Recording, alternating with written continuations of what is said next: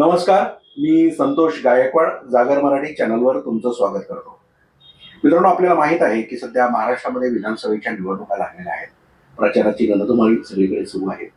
त्या अनुषंगानं आज आपण आहोत वसई विधानसभेमध्ये आणि आज आपल्यासोबत आहेत चर्चा करण्यासाठी पाहुण्या ॲडव्होकेट प्राची कोलेसो मॅडम. मॅडम, स्वागत आहे तुमचं. प्राची कोलेसो मॅडम ह्या माजी नगरसेविका आहेत वसई विरार शहर महानगरपालिकेमध्ये. विशेष म्हणजे तसेच त्या माजी सभापतीही राहिलेल्या आहेत प्रभाग समिती आयच्या आणि बहुजन विकास आघाडीच्या सक्रिय कार्यकर्त्या आहेत. मॅडम, सध्या विधानसभेच्या निवडणुका चालू आहेत. खरं तर तुम्ही दादरच्या मूळच्या आणि आता वसईकर झालेत, कोणालाच माहीत नव्हतं, आता आम्हाला माहीत होतं. आमचे स्नेही ॲडव्होकेट लेरा कोलेसो यांच्या तुम्ही पत्नी आहात. मॅडम, सध्या 2024ची जी विधानसभेची निवडणूक आहे तुम्ही राजकारणात राहता, तळागाळात काम करता, तर ह्या निवडणुकीकडे तुम्ही कसं बघता? निवडणूक हा एक विषय जर आपण बघितला तर तो प्रत्येक 5 वर्षांनी येणार आहे. कॅन्डिडेट्स उभे राहणार, त्यांच्या प्रचाराप्रमाणे लोक त्यांच्या चॉईसच्या उमेदवारांना मतदानही करणार. विषय असा असतो की निवडणूक संपल्यानंतर काय. एखादी निवडणूक होते, एखादा व्यक्ती निवडून येतो, पण ती निवडणूक संपल्यानंतर त्याचं काय होतं हा एक महत्वाचा विषय. आपल्या सगळ्याच नागरिकांनी हा विषय सर्वप्रथम लक्षात घ्यावा.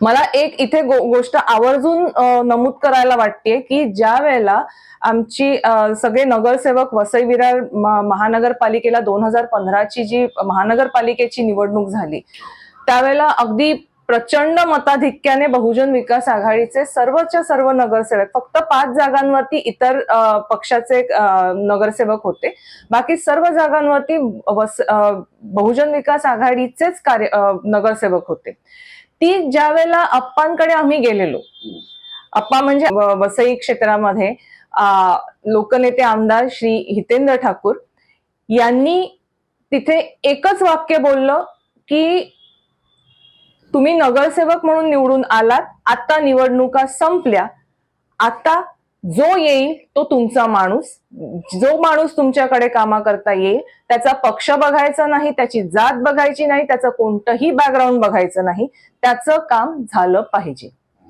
ही आम्हाला शिकवणूक अगदी पहिल्या दिवशी दिली गेली. आणि माझं जे मी पहिल्यांदाच म्हटलं की पुढची 5 वर्ष काय, निवडणूक झाल्यानंतर, त्याचं हे उत्तर आहे. आणि याच पद्धतीने आजपर्यंत आमदार श्री हितेंद्र ठाकूर यांचं संपूर्ण 35 वर्षाचं जे कार्यकाल आहे त्याच्यामध्ये याच पद्धतीने कामं झालेत. इलेक्शन होतात, ती 5 वर्षांनी येणारच आहेत, पण यापुढे पूर्ण 5 वर्षामध्ये जे समाजासाठी पूर्ण झोकून काम केलं गेलेलं आहे त्या कामाला महत्व देणं, मला वाटतं आज आपल्या संपूर्ण वसईतल्या जनतेने या गोष्टीकडे अतिशय आवर्जून बघावं की 5 वर्षाच्या फक्त इलेक्शन आल्यानंतर येणारे लोक कोण आणि त्याच्या गावामध्ये फिरणारी लोक कोण आणि 5 वर्षांच्या पूर्ण कालावधीमध्ये 24 तास उपलब्ध असणारे व्यक्ती कोण, ह्याची माहिती प्रत्येक व्यक्तीला इथे आहे. मनात डोकावून बघा, नक्की उत्तर त्याचं मिळेल. प्राची मॅडम, बहुजन विकास आघाडीने 2015ला जी काही युवा लोकांना नगरसेवकेचं तिकीट दिलेलं, त्यात प्राची कोलेसो आहेत, त्याच्यानंतर ही तरुण मंडळींना पण त्यांनी संधी दिलेली होती आणि त्यांनी चांगलं काम केलेलं आहे. हितेंद्र ठाकूर यांच्या व्यक्तिमत्वाचा एक वेगळा पैलू आहे, तो कधी लोकांसमोर आलेला नाही, तो जरा तुम्ही सांगाल का? साहेब, इथे मी नमूद करू इच्छिते, बऱ्याच लोकांना कदाचित माहिती नसेल, माझा जन्म, शिक्षण, लग्नाआधीचं माझं संपूर्ण आयुष्य हे मुंबईत गेलेलं आहे. यानंतर लग्न झाल्यानंतर 2005 साली मी वसईत राहायला आले. आता एक त्यावेळेला झालेला संवाद सांगते की ज्या वेळेला मी माझे मिस्टर लिरॉय कोलासो यांना भेटलेले कॉलेजमध्येच, त्यावेळेचा एक विषय मला आवर्जून सांगायला वाटतो की 1992च्या ज्या बाबरी मशीद पाडल्यानंतर ज्या दंगली झाल्या मुंबईमध्ये, त्याचा प्रचंड फटका आम्हाला बसला. म्हणजे जीव मुठीत धरून आम्ही सगळे जगत होतो. मग ते मुस्लिम समाज असेल का हिंदू समाज असेल, आपण सामान्य माणसं होतो, रस्त्यावर चालणारी बोलणारी, जीवाला धोका सगळ्यात जास्त आपलाच असतो. त्याच्यामुळे ती जी तिकडे आम्ही जी भीती अनुभवली, खूप त्रास झाला, खूप अक्षरशः म्हणजे डोळ्यातून पाणी येण्या इतपत आमची परिस्थिती होती एक त्यावेळेला. त्याचबद्दल ज्यावेळेला आमचं बोलणं झालं, चर्चा झाली की वसईत कसं काय होतं त्यावेळेला मला जवळजवळ सगळ्यांनी, माझ्या मिस्टरांनी हीच गोष्ट सांगितली, बाकीच्यांची ज्या वेळेला माझं बोलणं झालं या विषयावरती, बाकीच्या जवळजवळ सगळ्यांचं हेच उत्तर मिळालं की आम्हाला इथे कोणतीही भीती नव्हती, आम्हाला इथे कोणताही त्रास झाला नाही. आणि या एका प्रश्नामध्ये मी सर्वधर्म समभाव या विषयाबद्दल मला वाटतं हे सगळं मी जे बोलले आहे त्याचं एकमेव उत्तर हे आहे. एखादं धर्मनिरपेक्षता बोलणं आणि त्याच्याबद्दल बडबड करणं हा एक वेगळा भाग झाला, पण त्या पद्धतीने वागणं आणि त्या पद्धतीने लोकांमध्ये ती एक प्रकारचं त्यांना विश्वास देणं की इथे मी उभा आहे, मी उभा असताना इथे कोणत्याही जाती धर्माला, कोणत्याही समाजाला हात लागणार नाही, ही जी भावना मला वाटतं अप्पांनी, आमदार श्री हितेंद्र ठाकूर यांनी आतापर्यंत जी दिलेली आहे ती मला वाटतं ती अतिशय महत्वाची आहे. तशी बाकी धर्मनिरपेक्षतेची बडबड खूपच लोक करत असतात, पण ते करणं हे मला वाटतं खूप महत्वाचं आहे आणि ते अप्पांनी साधलेलं आहे. आणि तो एक त्यांच्या पूर्ण मी म्हणेन की तो एक भाग जो आहे तो मला खूप इम्प्रेस करून गेलेला आहे. मॅडम, तुमचं एक स्वप्न पूर्ण झालेलं आहे शैक्षणिक क्षेत्रामध्ये, त्याच्यातही एक मुद्दा आहे, तो काय सांगाल? असं होतं की LLB झाल्यानंतर LLM करणं, मास्टर डिग्री करणं हे माझं स्वप्न होतं. पण लग्न झालं, वसईला आले आणि त्यावेळेला फक्त मुंबई युनिव्हर्सिटीलाच फक्त हा कोर्स अवेलेबल होता आणि बाकीच्या नंतर मग वैयक्तिक कारणांमुळे ते मला शक्य झालं नाही. पण विवा कॉलेज आपलं विरारला जे आहे विवा कॉलेज, त्या विवा कॉलेजमध्ये मागच्या वर्षीपासूनच LLMचा कोर्स चालू झालेला आहे आणि तिथे मी ऍडमिशन घेतलं. माझं स्वप्न आता काही महिन्यांमध्येच पूर्ण होईल आणि मला मास्टर डिग्री मिळेल. आणि हे मी सांगते, हे माझं एक वैयक्तिक स्वप्न आहे, पण त्याचबरोबर इतके अनेक विद्यार्थी आज विवा कॉलेजमध्ये शिक्षण घेत आहेत. साहेब, मुंबईला इकडून उठून मुंबईला जाणं विद्यार्थ्यांनी हे प्रचंड त्रासदायक आहे. ट्रेनचे प्रवास खर्चिक आहेत, त्याचबरोबर वेळ काढू आहेत. असं असताना विवा कॉलेज सारखं एक जे ज्युनियर कॉलेज आहे त्याचप्रमाणे सिनियर कॉलेजमध्ये तर भरपूर वेगवेगळे कोर्सेस आपल्याला तिथे दिले जातात. तर त्या संदर्भामध्ये इतके विद्यार्थी त्या गोष्टीचा लाभ घेत आहे. म्हणजे माझं म्हणणं जे आहे, हितेंद्र ठाकूर यांचं विजन, फक्त राजकारण करणं बरीच लोक करतात, पण आपल्या समाजाचं, आपल्या या तालुक्यातल्या, आपल्या या विभागातल्या लोकांना सगळ्या पद्धतीने सोयी सुविधा कशा देता येतील त्याचं एक विजन आमदार श्री हितेंद्र ठाकूरांकडे आहे आणि ते मला वाटतं महत्वाचं आहे. कारण इलेक्शन, मी पुन्हा पुन्हा हीच गोष्ट सांगते की इलेक्शन पुरते येऊन प्रचार करणारे आणि हे करणारे भरपूर लोक असतात. विजन काय आहे त्या व्यक्तीची की पुढचे 5 वर्ष, पुढची 10 वर्ष हे आम्ही काय करणार आहोत, ती महत्वाची आहे आणि ती आमदार हितेंद्र ठाकूर यांच्याकडे आहे असं मला वाटतं. प्राची मॅडम, तुम्ही नगरसेविका निवडून आल्यानंतर तुमच्या कामाची एक विशिष्ट पद्धत आहे, ती कशा पद्धतीने तुम्ही काम करता?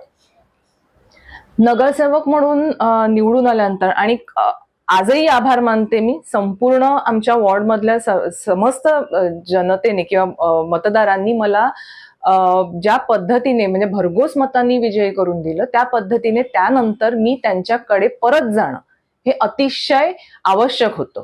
आणि बऱ्याचदा हे होत नाही, पण आम्ही आमच्या वॉर्डमध्ये एक गोष्ट अगदी आवर्जून केली की इलेक्शन झाल्याबरोबर आम्ही प्रत्येक गावामध्ये 2 ते 3 गावं असं मिळून एक मीटिंग्स अशा आम्ही लावल्या आणि त्या मीटिंग्समध्ये आम्ही ते गावकऱ्यांचे जे काही मूलभूत सोयी सुविधांबद्दल जे काही प्रश्न होते, काही त्यांच्या सूचना होत्या, काही त्यांना आवश्यकता, रस्ते हवे होते, कुठे पेवर लावून हवे होते, या ज्या काही गोष्टी आहेत त्या आमच्यापर्यंत पोहोचण्यासाठी त्यांनी आमच्यापर्यंत यावं ही आम्ही वाट नाही बघितली. इलेक्शनचा रिझल्ट लागल्या आम्ही गावापर्यंत पोहोचलो आणि अशा सुमारे आम्ही 33 मीटिंग घेतल्या होत्या आणि त्यामध्ये जशी कामं आली गावकऱ्यांकडून, जसं जसं आम्हाला सांगितलं, ज्या याद्या दिल्या गेल्या की ही आमची कामं आहेत आणि ही झाली पाहिजेत, त्या पद्धतीने आम्ही जवळजवळ संपूर्ण वॉर्डचं जर बघाल तर 95% कामं आम्ही पूर्ण केली. बऱ्याचशा गावांमधली त्यांनी सुचवलेली 100% कामं ही पूर्ण आम्ही केलेली आहेत. ऍटलिस्ट काही नाही तर प्रत्येक गावात किमान पक्षी 2-2 तरी कामं गावाने सांगितलेली ती झालेली, डेफिनेटली झालेली आहेत. आणि ह्या पद्धतीनेच आम्ही आमचं पूर्ण नियोजन जे होतं 5 वर्षासाठी की काय कामं करायची, कशी करायची. आणि ह्याच्याही व्यतिरिक्त जेव्हा आम्हाला इतरही कामं सुचवली गेली किंवा सांगितली गेली गावकऱ्यांकडून, ती आम्ही तशी करत गेलो. आता या संदर्भामध्ये आणखीन एक महत्वाचा भाग मी असा सांगू इच्छिते की आमचा जो पूर्ण विभाग आहे तो एक शेती प्रचूर विभाग आहे. आणि आपलं वसई हे जरा समुद्राला जवळ असल्यामुळे पाण्याचा निचरा हा एक महत्वाचा विषय, तो कसा करायचा आणि काय करायचा. खरं सांगायचं तर आपल्या पूर्वजांनीच ती व्यवस्था अतिशय चांगल्या पद्धतीने करून ठेवलेली होती की प्रत्येक गावागावांमध्ये जर आज तुम्ही वसई गावामध्ये आलात, मर्सीज भाग किंवा गिरीज वगैरे भाग तिथे जर आलात तर तिथे आपल्याला एक प्रकर्षाने जाणवतं की बावखल आहेत. बावखलाला जोडणारे पाणी जाण्याचे, पावसाळी पाणी जाण्याचे रस्ते आहेत. ते गटर त्याला म्हणता येणार नाही, ती पावसाळी पाणी जाण्यासाठी खास केलेले प्रयोजन आहेत. तर ते पूर्वापार त्याच पद्धतीने ते पाणी जातं, त्याच पद्धतीने त्या पाण्याचा निचरा होतो, सगळीकडून येऊन शेवटी ते पाणी समुद्राला मिळतं. एक अतिशय चांगल्या पद्धतीने एक एन्व्हायरमेंटच्या दृष्टीने आणि आपल्या या विभागामध्ये पाणी साचतं ते साचू नये या दृष्टीने आम्ही एक चांगली कॅम्पेन हातात घेतलेली की बावखलं स्वच्छ करण्याच्या दृष्टीने आणि पाणी जाण्याचे जे मार्ग आहेत ते जास्तीत जास्त मोकळे ठेवावेत की त्याच्यावरती अतिक्रमण होऊ नये, ते बंद केले जाऊ नये. ह्याच्यासाठी आम्ही एक चांगल्या प्रकारे गावागावांमध्ये प्रबोधन केलेलं आहे. आणि बऱ्याच अंशी त्याचा काय म्हणतात त्याला एक चांगल्या लोकांकडूनही चांगला सहभाग त्याला दिला गेला. इनफॅक्ट मी तर म्हणेन आपल्या वसईच्या चर्चेस मधून सुद्धा एक साधारण जानेवारी महिना यायला सुरुवात झाला, जानेवारी-फेब्रुवारी, की बावखलं साफ करा हे आवाहन हल्ली म्हणजे हे चर्चेस मधून व्हायला लागलेलं आहे.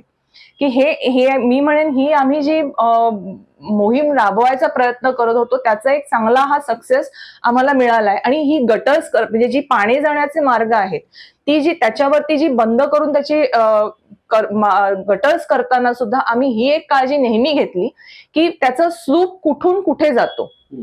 आणि प्रत्येक ठिकाणी एक स्लूप आहे, असंच पाणी कुठूनही कुठे निघून जात नाही, तो एक पूर्वापार जाण्याचा मार्ग आहे. आणि आजही आम्ही ही काळजी आमच्या विभागात नेहमी घेतो की गटरचा पाणी जाण्याचा मार्गाचा स्लूप कुठून कुठे जातो हे नियमित पहिलं आम्ही करून घेतो आणि नंतरच त्याच्यावरती ते बंद गटर्स त्याची केली जातात. तर हा एक आम्ही अतिशय महत्वाचा भाग केलेला आहे. त्याच्यानंतर मी अगदी आवर्जून उल्लेख करेन ते कोविड काळामधला की कोविड काळामध्ये बऱ्याच अंशी ज्या वेळेला वॅक्सिनेशन मिळत नव्हतं त्याही वेळेला आम्ही प्रचंड खूप प्रयत्न करून मर्सीज विभागामध्ये वॅक्सिनेशन कॅम्प्स लावलेल्या होत्या की जेणेकरून जास्तीत जास्त लोकांना त्याचा फायदा व्हावा, लोकांना बाहेर जाता येऊ नये. मी असं अजिबात सांगत नाही की माझं असं अजिबात म्हणणं नाही की 100% आम्ही त्याच्यातून कव्हर केलेलं आहे, पण जेवढं आम्हाला प्रोव्हाइड सरकारकडून होऊ शकत होतं तेवढ्या ह्याच्यावरती आम्ही आपण इथे वेळोवेळी कॅम्प लावून त्या पद्धतीने कामं केली. त्याच्यानंतर तिथे बाजारपेठा भरवणं असेल,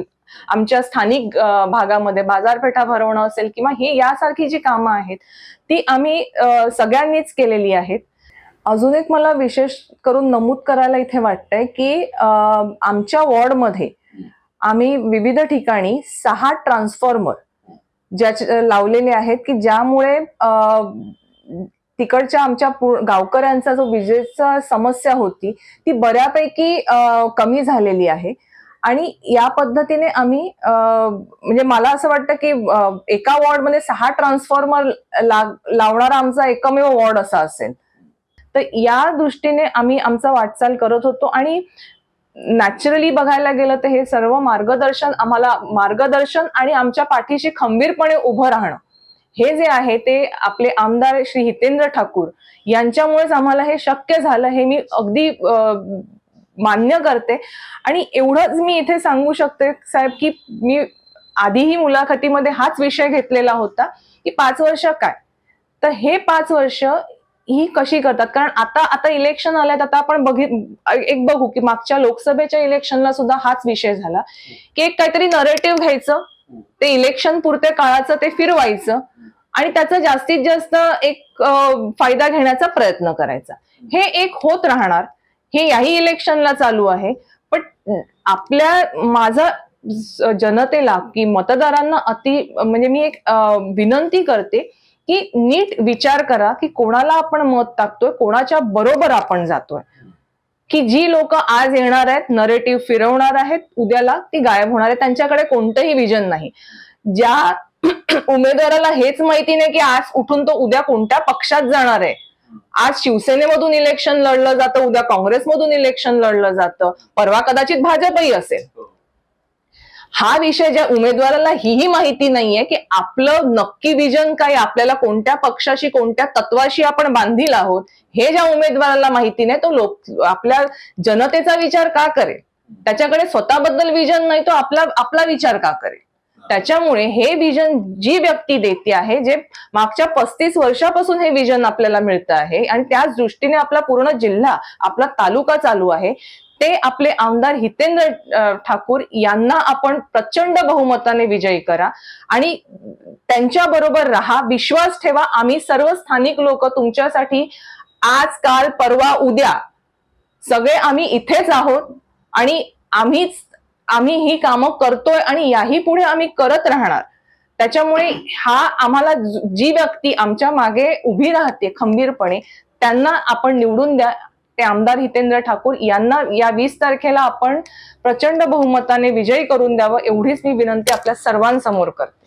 मित्रो, या होत्या प्राची कोलसे मॅडम. त्यांनी जागर मराठी चॅनलला प्रचाराच्या रणधुमाळीत मुलाखत दिली. मॅडम, तुमचे खूप खूप आभार आणि तुम्हाला निवडणुकीसाठी खूप खूप शुभेच्छा. धन्यवाद.